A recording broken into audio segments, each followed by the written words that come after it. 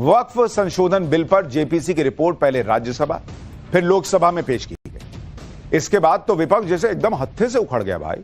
ऐसे ही बिल अगर पास हुआ तो समझिए विपक्ष के लिए तो कयामत ही आ जाएगी। भाई विपक्ष का चिल्लाना बनता भी है, ले देखे एक वोट बैंक ही तो है जो उनके पास है, और वो भी हाथ से निकल गया तो नहाएंगे क्या और निचोड़ेंगे क्या। लेकिन जरा सोचिए कितनी हिपोक्रेसी है। एक तरफ तो सेक्युलरिज्म का गला फाड़ के नारा लगाते हैं और जब विशेष कानून को लोकतांत्रिक तरीके से बदला जाता है तो त्राईमान करने लगते हैं। मैं आज कुछ सीधे सवालों के सीधे जवाब आपको एक्स्ट्रा क्लास में दूंगा, जैसे कि वक्फ संशोधन बिल जो है अगर वो आ गया तो उससे क्या मुसलमानों को कोई दिक्कत होगी, कोई असर पड़ेगा उन पर? क्या उनकी संपत्ति छीन जाएगी? क्या मुसलमानों की मस्जिदें छीन ली जाएंगी जैसा कि ओवैसी और उनके दूसरे कट्टरपंथी मौलाना कहते फिरते हैं? आज सारे जवाब आपको मिलेंगे, लेकिन पहले यह रिपोर्ट देखिए।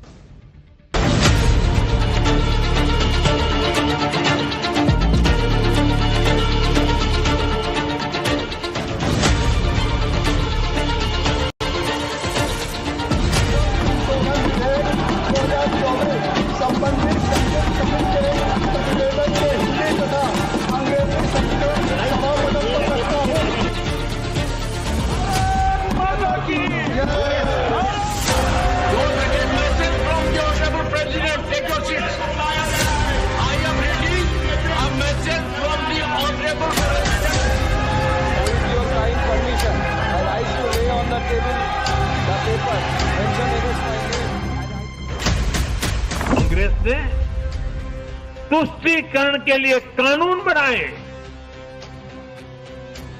सुप्रीम कोर्ट के आदेश तक की परवाह नहीं की। इसका एक उदाहरण वक्फ बोर्ड है। ये सिर्फ और सिर्फ ये सरकार आइडियोलॉजिकल बुनियाद पर मुसलमानों को अपनी वर्शिप से महरूम करने के लिए, क्योंकि वक्फ मुस्लिम समाज के लिए एक इबादत है, उसको छीनने के लिए ये बिल लाया जा रहा है। वक्फ के नाम पर ये माफियागिरी तो कंट्रोल करनी पड़ेगी और उसको हम कंट्रोल कर रहे हैं। हिंदुस्तान का वो तबका जो इन मसाजिद के औकाफ को हड़प करना चाहता है, कहता है अगर किसी वक्फ जमीन या मस्जिद या किसी भी चीज के कागजात वक्फ के नहीं आए उसको वक्फ नहीं माना जाएगा। तुष्टीकरण की राजनीति है। This is a politics of appeasement. ये देश को कमजोर करने के लिए वक्फ बोर्ड के माननीय सदस्यों ने जिन विषयों को उनके साथ चर्चा की। हाय तौबा मची है, आसमान सिर पर उठा रखा है। वक्फ संशोधन बिल न हुआ, बवाल का पिटारा हो गया। एनेक्सर में उनको शामिल कर लिया गया है। विरोध में सांसें फूली जा रही हैं विपक्ष की। मुसलमानों का हितैषी कौन? तुम नहीं हम। ओवैसी बमकते हैं, कल्याण बनर्जी मचलते हैं, केजरीवाल वाले संजय तो दिव्य दृष्टि से पूरा कुरुक्षेत्र ही देख रहे हैं, दिखा रहे हैं, बता रहे हैं। आज आप वक्फ की संपत्तियों को कब्जा कर रहे हैं, कल गुरुद्वारा की करेंगे, फिर मंदिर की करेंगे, फिर चर्च की करेंगे। वक्फ संशोधन बिल पर विपक्षी शोर कौवा कान लेकर भाग गया वाला है।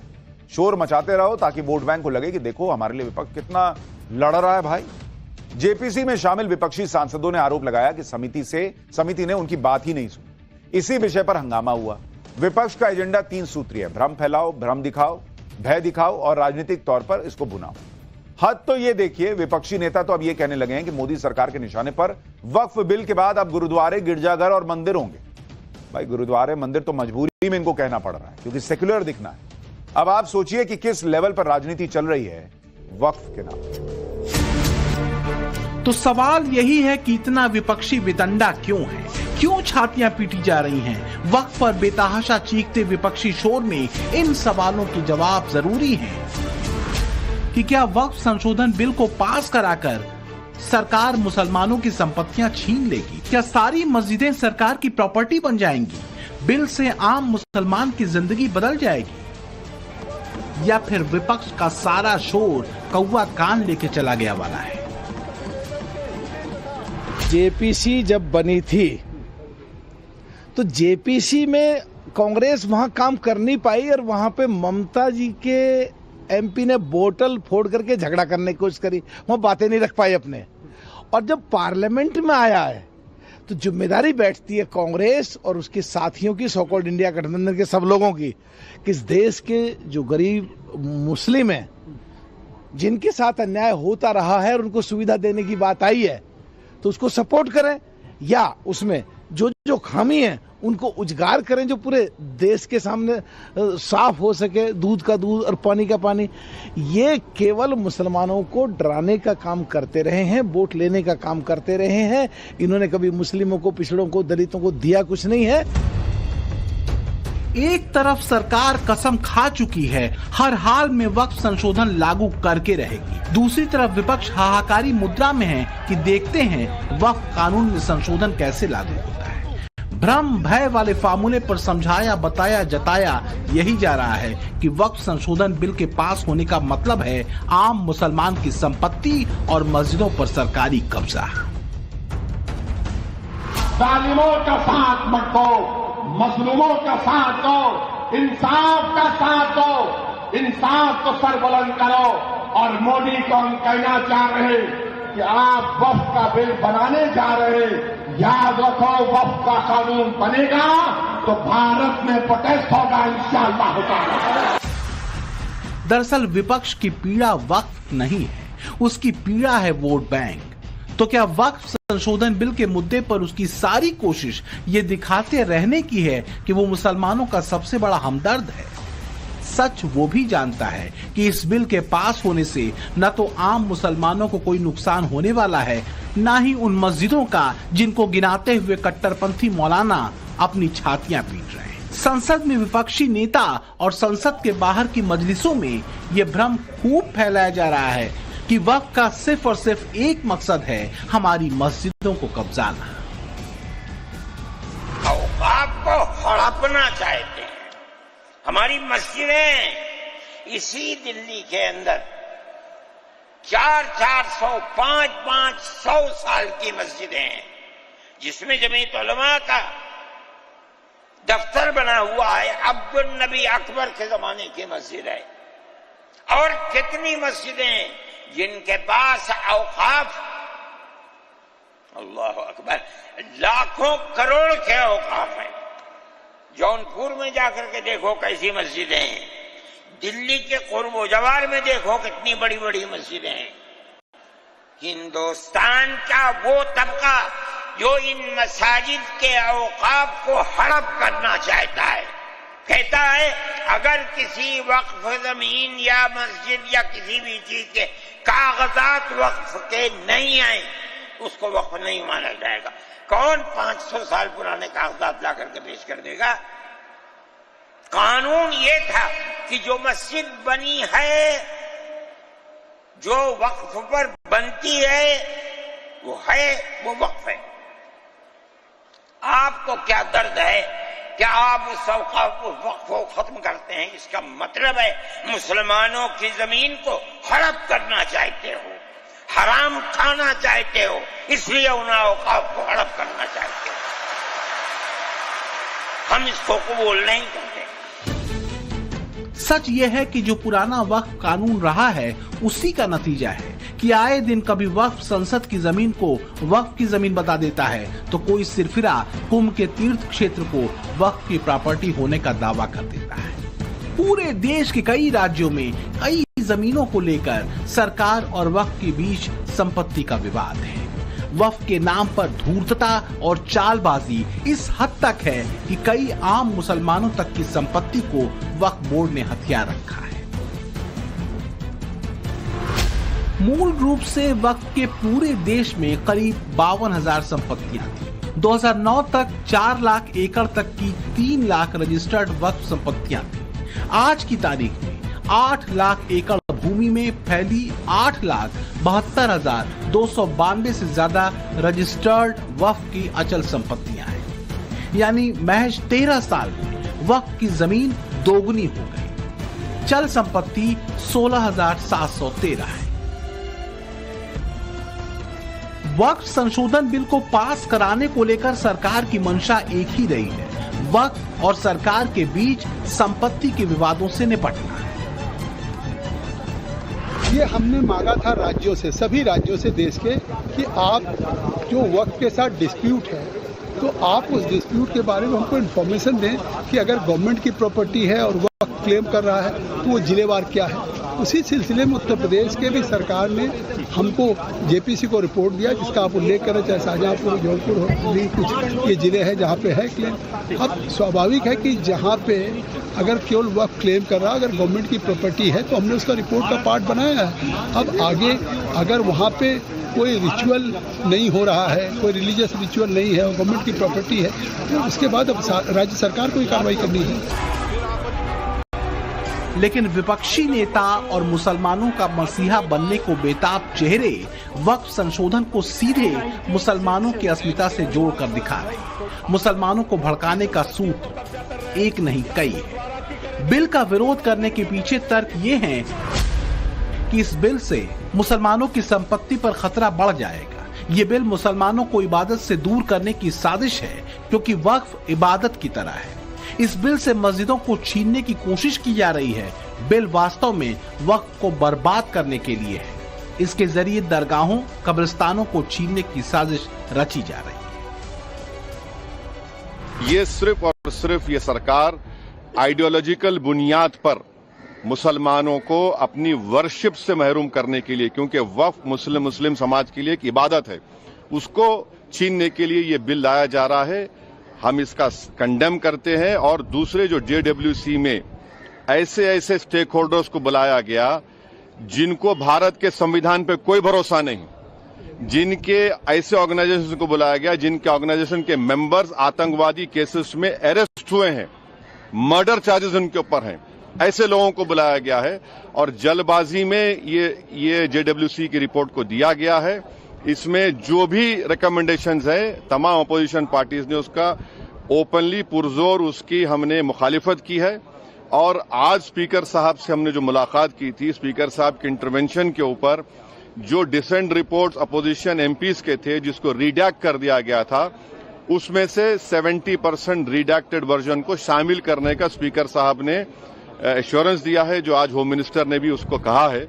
मगर ये जो बिल लाया जा रहा है ये वक्फ को बचाने के लिए नहीं, वक्फ को बर्बाद करने के लिए, मस्जिदों को, दरगाहों को, कब्रिस्तान को मुसलमानों छीनने के लिए लाया जा रहा है और इसका मुस्लिम समाज रिजेक्ट कर चुका है। Thank you. तो जितनी मासूमियत से ओवैसी एक वर्ग को पीड़ित बताने और समझाने की कोशिश कर रहे हैं, उस वर्ग के कई लोगों की ही संपत्ति का एक बड़ा हिस्सा कई सियासी और मजहबी रंगबाजों ने दबा रखा है।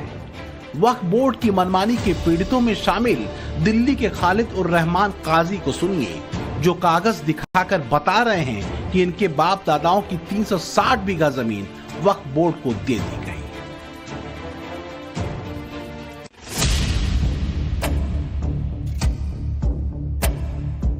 वक्फ को लेकर विपक्ष की आज की तस्वीर जिस तुष्टीकरण वाली है, उसी तुष्टीकरण के खेल ने वक्फ कानून को तैयार किया था। अगर आप वक्फ के पुराने कानून को देखेंगे तो पता चलेगा कि वोट बैंक की तुष्टीकरण के लिए किस हद तक वक्फ को मनमानी ताकत दे दी गई। साल 1995 में और साल 2013 में कांग्रेस सरकार के दौर में वक्फ को चुपचाप ये एक तरफा ताकत दी गई थी और ऐसे प्रावधान कर दिए गए जो इस्लामिक लॉ के मुताबिक नहीं थे, जैसे वक्फ बाय यूजर, जिसे 1995 में नरसिम्हा राव सरकार ने जोड़ा था।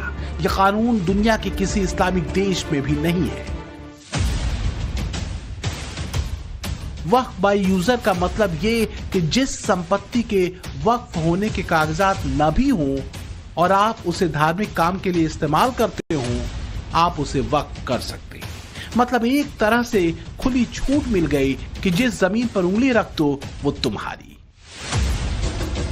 आप ये समझिए कि ये प्रावधान कितना खतरनाक है कि राम जन्मभूमि केस और ज्ञानवापी केस में वक्फ बाय यूजर प्रावधान का इस्तेमाल किया गया था।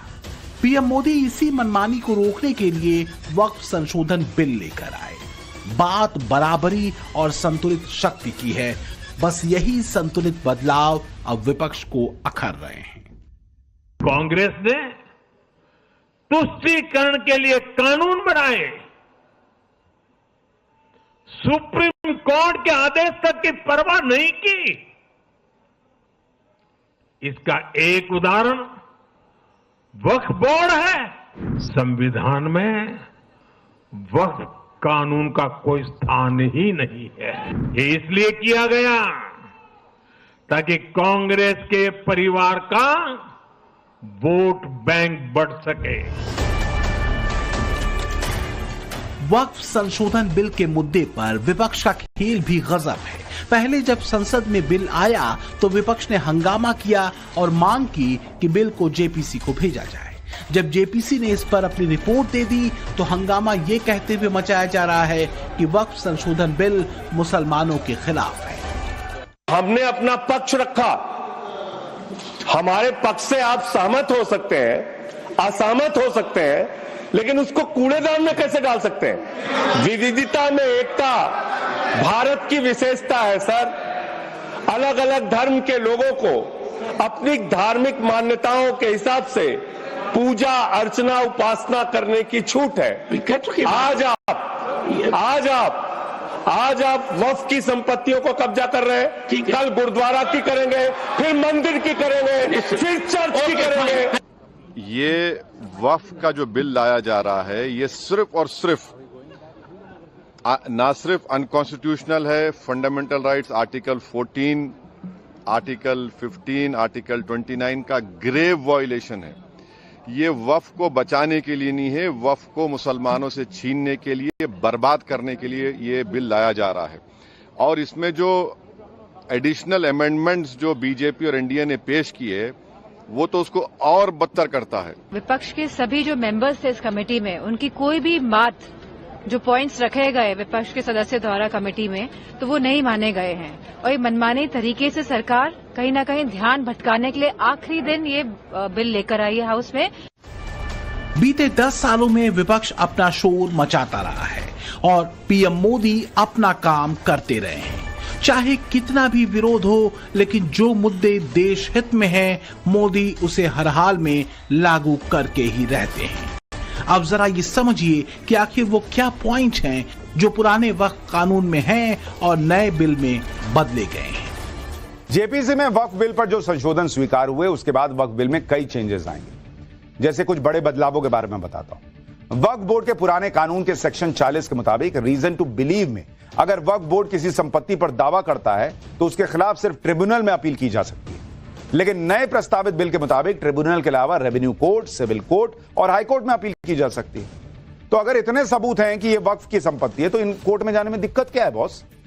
पुराने कानून के मुताबिक वक्फ ट्रिब्यूनल का फैसला आखिरी होता था, उसे चुनौती तक नहीं दे सकते थे। नए प्रस्तावित कानून के मुताबिक वक्फ ट्रिब्यूनल के फैसले को हाईकोर्ट में चुनौती दी जा सकती है। इस देश में आप और हम किसी जमीन पर दावा ठोकते हैं तो केस पे केस लड़ना पड़ता है, कोर्ट से कोर्ट जाना पड़ता है। वक्फ का था कि ट्रिब्यूनल ने कह दिया तो कोई उस पर अब सुनवाई नहीं होगी, हो गया फैसला, इसको बदला गया। पुराने कानून के मुताबिक किसी जमीन पर मस्जिद हो तो वो अपने आप वक्फ संपत्ति हो जाती है। नए प्रस्तावित कानून के मुताबिक जब तक कोई वक्फ को जमीन दान नहीं करता तब तक वो वक्फ संपत्ति नहीं होगी, भले उस पर मस्जिद ही क्यों ना बनी। पुराने कानून के मुताबिक वक्फ बोर्ड में महिला और दूसरे धर्म के लोगों की एंट्री नहीं होगी। नए प्रस्तावित कानून के मुताबिक वक्फ बोर्ड में 2 महिलाओं और अन्य धर्म के 2 सदस्यों की एंट्री होगी। और आप सोचिए, ऐसे महत्वपूर्ण बदलावों को विपक्ष रोकना चाहता है। वक्फ बोर्ड को लेकर जारी सरकारी डेटा के मुताबिक अप्रैल 2022 से लेकर मार्च 2023 तक CPGRAMS में 566 शिकायतें वक्फ बोर्ड की मिली हैं, जिसमें से 194 शिकायतें अवैध रूप से वक्फ भूमि के अतिक्रमण और स्थानांतरण के संबंध में हैं और 93 शिकायतें मुतवल्ली या वक्फ बोर्ड के सदस्यों के खिलाफ हैं।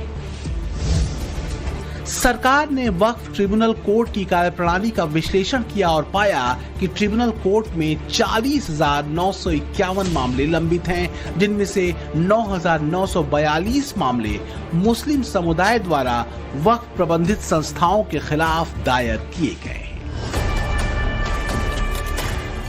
वक्फ संशोधन बिल को वक्फ बोर्ड पर मोदी का सितम बता रहे लोग इस सवाल के जवाब में खामोश हो जाते हैं कि पूरे देश में 8 लाख एकड़ से ज्यादा की जमीन रखने वाले वक्फ बोर्ड की संपत्ति बीते 15 साल में दोगुनी कैसे हो गई। आखिर इतनी ज्यादा जमीन और संपत्ति रखने वाली संस्था पर गड़बड़ियों के आरोपों को नजरअंदाज कैसे किया जा सकता है, खासकर तब जब ये संस्था हर दूसरे तीसरे महीने किसी न किसी संपत्ति को वक्फ की संपत्ति बता देती हो। और रेवेन्यू रिकॉर्ड के अनुसार जो लैंड राजस्व विभाग की है या नगर पंचायत की या ग्राम पंचायत की है, उस पर सरकार को अपने कार्यक्रम को आगे बढ़ाने का पूरा अधिकार है। लेकिन ये वक्फ के नाम पर ये माफियागिरी तो कंट्रोल करनी पड़ेगी और उसको हम कंट्रोल कर रहे हैं। घूम फिर कर बात वहीं आती है कि चूंकि नए बिल से दिक्कत वक्फ की संपत्ति दबाकर बैठे सफेद पोश चेहरों की बढ़ने वाली है, इसलिए बेचैनी ज्यादा है। इसलिए पहले बिल पर जेपीसी मांग और अब जेपीसी की रिपोर्ट तक पर ही सवाल विपक्ष उठा रहा है, जबकि सरकार ने विपक्ष के हर सवाल को गंभीरता से लेते हुए वक्फ संशोधन बिल पर एक सहमति बनाने की कोशिश की है। जो इंडी गठबंधन जेपीसी रिपोर्ट पर सवाल उठा रहा है, उसी ने पहले वक्फ संशोधन बिल को जेपीसी के पास भेजने की मांग उठाई थी। विपक्ष की इस मांग को सरकार ने मान भी लिया, लेकिन हुआ क्या भाई, विपक्ष सोच रहा था सरकार को बैकफुट पर ला देंगे, लेकिन जेपीसी में 16-11 के बहुमत से वक्फ बिल में संशोधन पास हो गए और सरकार के सभी 14 संशोधन स्वीकार हुए, विपक्ष के 44 संशोधन गिर गए। ऐसे में इंडी गठबंधन को वक्फ संशोधन बिल पर पेश की गई जेपीसी की रिपोर्ट में मोदी सरकार की जीत भी दिखने लगी। इंडी गठबंधन को लग रहा है कि अगर जेपीसी रिपोर्ट को संसद में मंजूर कर लिया गया तो वक्फ संशोधन बिल के पास होने का रास्ता साफ हो जाएगा और मुस्लिम संगठनों के जरिए दबाव बनाने की कोशिश भी तेज हो गई। बात सीधी है, जो बिना किसी पूर्वाग्रह के हैं वो जानते हैं कि वक्फ संशोधन बिल वास्तव में न तो आम मुसलमानों का कोई नुकसान करने वाला है और ना ही उनकी संपत्तियों का।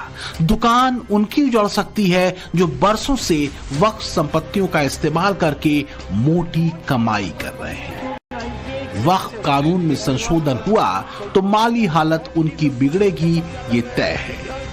यही डर उन्हें बेचैन कर रहा है, लेकिन मोदी राज में संकल्पों के पूरा होने की गारंटी है। वक्फ संशोधन बिल का पास होना एक बड़ा ऐतिहासिक संकल्प है, जिसका पूरा होना जरूरी है। Bureau report, times now, Navbharat.